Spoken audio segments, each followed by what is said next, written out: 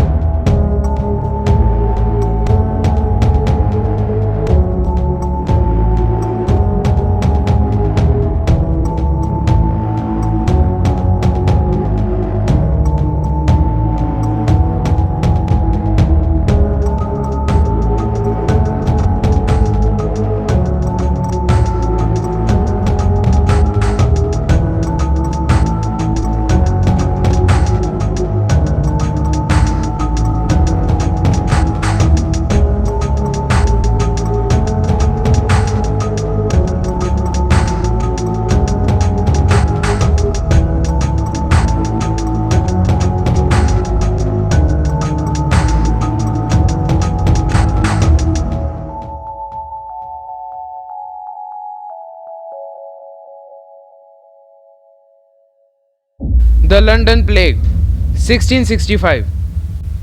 अगर आपने मेरी पैंडेमिक की वीडियो देखी है तो आप जानते ही होंगे कि लंदन प्लेग क्या है। ये टॉपिक इंग्लैंड के स्कूल का एक चैप्टर है। बुबोनिक प्लेग से हुआ ये प्लेग काफ़ी खतरनाक साबित हुआ लंदन के लिए। हालात ऐसे हुए थे कि हर हफ्ते उस समय लगभग 1000 लोग इस बीमारी से मारे जाते थे। तो फिर वहां के मेयर ने ऑर्डर किया कि डॉग्स एंड कैट्स को डिस्ट्रॉय कर दिया जाए।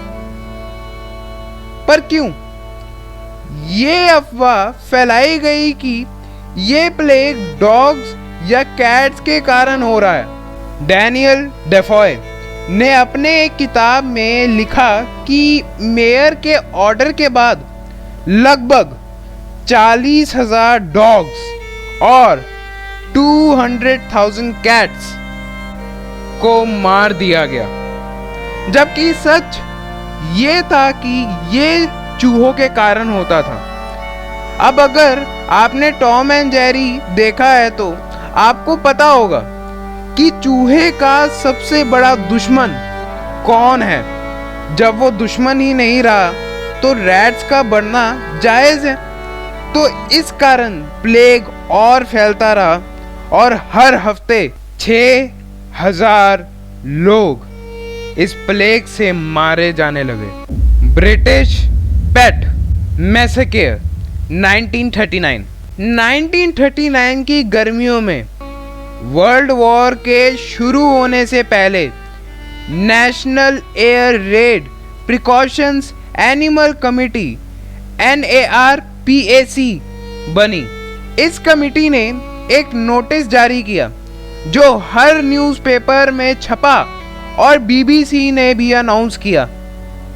उस नोटिस का नाम एडवाइस टू एनिमल ओनर्स था। बट वो एडवाइस थी क्या? उस नोटिस में लिखा था कि if at all possible send or take your household animals into the country in advance of an emergency. If you cannot place them in the care of neighbors, it really is kindest to have them destroyed.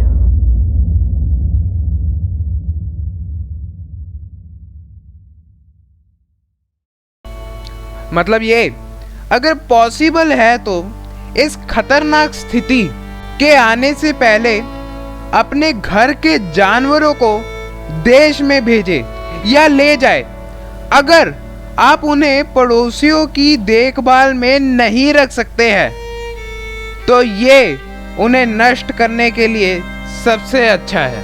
Clear Campbell, जिन्होंने Bonzo's war animal under fire 1939 to 1945 लिखी, उसमें notice को a national tragedy in the making का नाम दिया था। Campbell ने अपने अंकल के बारे में एक कहानी बताई कि shortly after the invasion of Poland it was announced on the radio that there might be shortage of food. My uncle announced the family pet Paddy would have to be destroyed the next day. इसका मतलब ये था कि Poland में attack के तुरंत बाद radio पर यह बताया गया कि इस वॉर से खाने की कमी हो सकती है।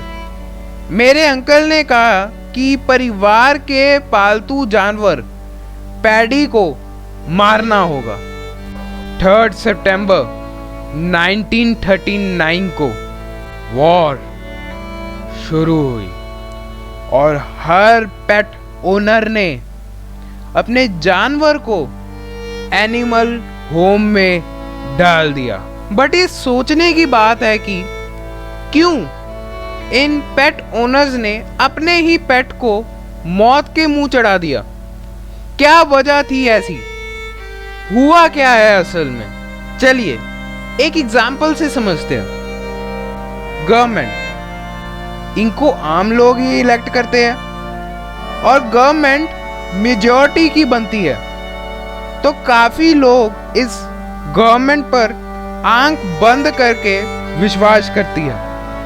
तो दोस्तों स्ट्रेटेजी सिंपल है कि गवर्नमेंट लोगों को बस एक बार कहेगी कि वॉर स्टार्ट हो गई है और खाने की कमी होने वाली है, जिसको लोगों ने सच समझ लिया। इसका सल्यूशन गवर्नमेंट ने यह दिया कि आप अपने पालतू जानवरों को मार दो, और समझदार पढ़े लिखे लोगों ने क्या किया? जानवरों को मार दिया।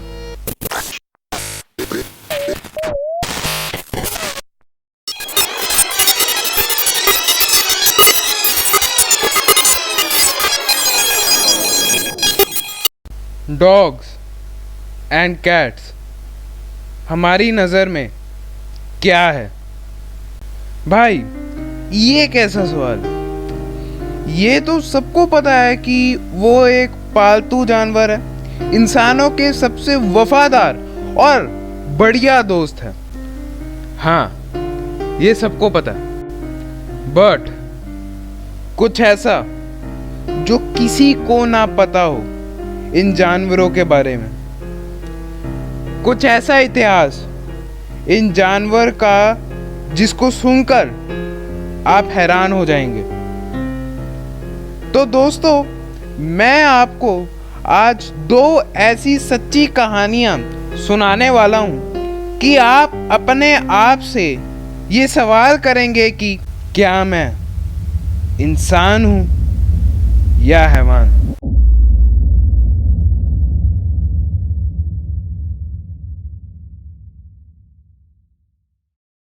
तो दोस्तों कैसा लगा आपको ये वीडियो ज़रूर बताना, और मेरे चैनल को सब्सक्राइब करने के साथ साथ गुर एकेडमी को सब्सक्राइब कीजिए और जुझार एकेडमी को भी सब्सक्राइब कीजिए, वो आपको मेरे चैनल के पेज में मिल जाएंगे। सो दोस्तों आज के लिए बस इतना ही। #JSE is here के साथ JSA स्टूडियोज़ की तरफ से बाय बाय।